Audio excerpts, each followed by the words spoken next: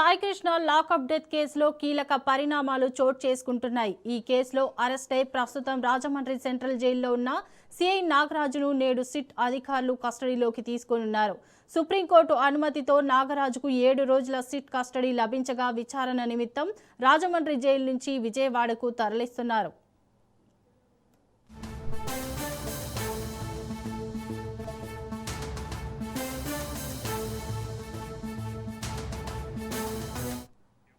మరోవైపు తనపై నమోదైన కేసును కొట్టివేయాలి అంటూ సిఐ నాగరాజు ఆంధ్రప్రదేశ్ హైకోర్టును ఆశ్రయించారు. ఆయన దాఖలు చేసిన క్వాష్ పిటిషన్పై నేడు విచారణ జరిగే అవకాశం ఉంది. ఒకవైపు సిట్ కస్టడీలో విచారణ, మరోవైపు హైకోర్టులో quash petition. Saikrishna lockup death కేసులో నేటి పరిణామాలపై అందరి దృష్టి నెలకొంది.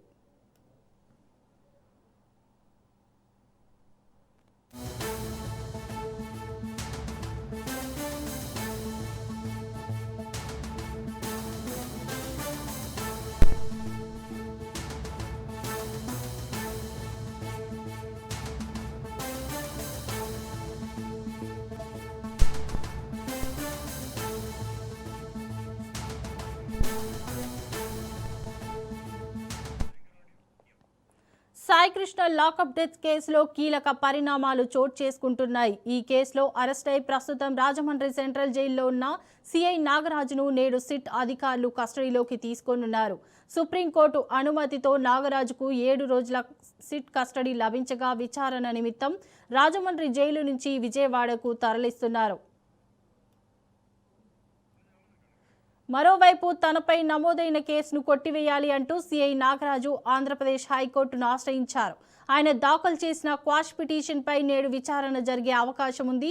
ఒకవైపు సిట్ కస్టడీలో విచారణ, మరోవైపు హైకోర్టులో quash petition. Saikrishna lockup death కేసులో నేటి పరిణామాలపై అందరి దృష్టి నెలకొంది.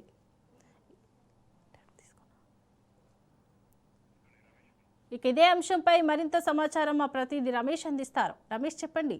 కేసు శోభ సాయికృష్ణ సంబంధించి విజయవాడ సాయికృష్ణ లాకప్ డెత్ వ్యవహారం రాష్ట్రంలో సంచలనంగా మారినటువంటి పరిస్థితి కనపడుతుంది. సిఐ నాగరాజు రిమాండ్ ఖైదీగా రాజమండ్రి సెంట్రల్ జైల్లో ఉన్నప్పటికీ అయితే అనేక పరిణామాల మధ్య ఈ రోజు కస్టడీ 7 రోజుల పాటు సుప్రీంకోర్టు అనుమతి ఇచ్చింది. 7 రోజుల పాటు ఆయన్ని కస్టడీ తీసుకొని విచారించాలంటూ కూడా కోర్టు కొన్ని సూచనలు చేసినటువంటి పరిస్థితి కనపడుతుంది. హైకోర్టు ముందస్తుగా కూడా కింద కోర్టులో ఆయన సిట్ అధికారులు పిటిషన్ దాఖలు చేసినటువంటి నేపథ్యంలో, అటు అనుమతులు ఇచ్చినటువంటి నేపథ్యంలో కూడా షరతులతో కూడినటువంటి అనుమతులు మంజూరు చేసింది. అదేవిధంగా దాన్ని ఛాలెంజ్ చేస్తూ కూడా హైకోర్టుని ఆశ్రయించారు. హైకోర్టులో కూడా చొక్కెదురైనటువంటి నేపథ్యంలో అయితే షరతులు లేని విచారణ జరగాలి, అదేవిధంగా నా కస్టడీకి సంబంధించి నాగరాజు తీసుకున్న తర్వాత అనేక ప్రశ్నలు లేవనెత్తేటువంటి అవకాశం ఉన్నటువంటి నేపథ్యంలో నాగరాజు లాకప్ డెత్ జరిగిందని పూర్తి స్థాయిలో కూడా సిట్ భావించింది. ఇదే విషయాన్ని కూడా దాదాపు 19 పేజీల రిమాండ్ రిపోర్ట్ లో కూడా నాగరాజు పైన కూడా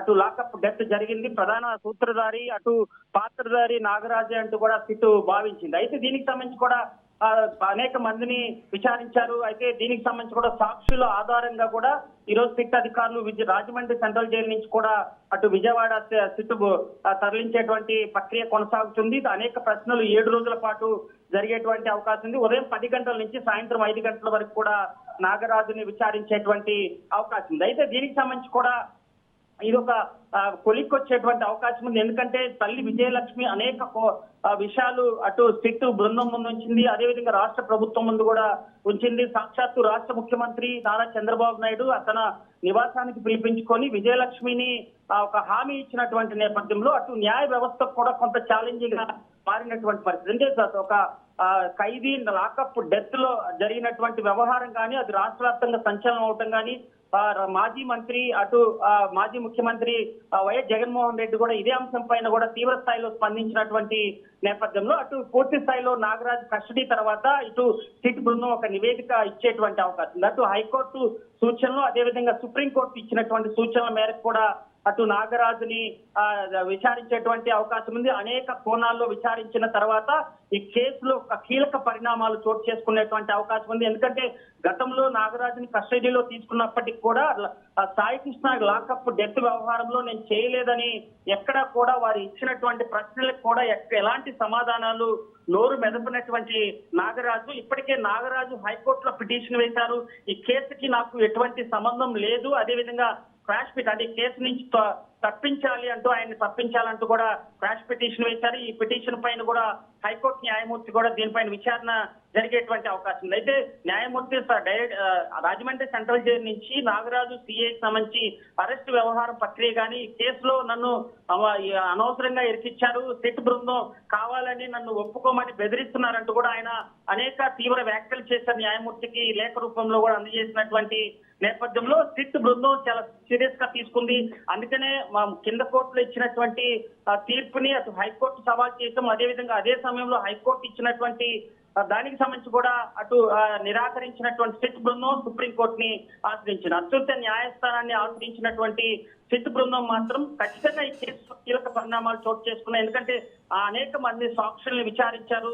అటు హెడ్ కానిస్టేబుల్ గా ఉన్నటువంటి అశోక్ కానీ అదేవిధంగా సురేష్ వీరందరినీ విచారించిన తర్వాత కూడా అనేక కీలక పరిణామాలు వారి దగ్గర ఉన్నటువంటి ఆధారాలు తల్లి ఇచ్చినటువంటి సమాచారానికి సంబంధించి కానీ అనేక కోణాల్లో కూడా నాగరాజుని తీవ్ర స్థాయిలో విచారించేటువంటి అవకాశం ఉంది. నాగరాజు నుంచి పూర్తి స్థాయిలో ఆధారాలు సేకరించేటువంటి పనిలో పడ్డారు. ఎందుకంటే సాయి కృష్ణ ఆ బాడీని ఏ విధంగా దహనం చేశారు, అదేవిధంగా సాక్ష్యాలను ధ్వంసం చేసినటువంటి విషయాలు కానీ వీటన్నిటిని కూడా నాగరాజు ముందుకి సిట్ బృందం తీసుకెళ్లేటువంటి అవకాశం ఉంది. నాగరాజు నుంచి ఏ మేరకు వారికి అందుతుంది, అదేవిధంగా ఏ మేరకు ఆయన మాట్లాడతారు, ఏ మేరకు ఎలాంటి సమాచారం ఇస్తారు అనేది కూడా ఒక ఉత్కంఠ నెలకొన్నటువంటి నేపథ్యంలో 7 రోజుల కస్టడీలో ఎలాంటి పరిణామాలు సాయికృష్ణ కేసులో చోటు చేసుకుంటాయి, అదేవిధంగా ఈ కేసు ఎలాంటి కీలక పరిణామాలు చోటు చేసుకుంటే అదేవిధంగా ఎలాంటి అంటే సిట్ బృందం సంబంధించి అనేక ప్రశ్నలు నాగరాజుకి ముందు ఉంచినప్పటికీ కూడా ఎలాంటి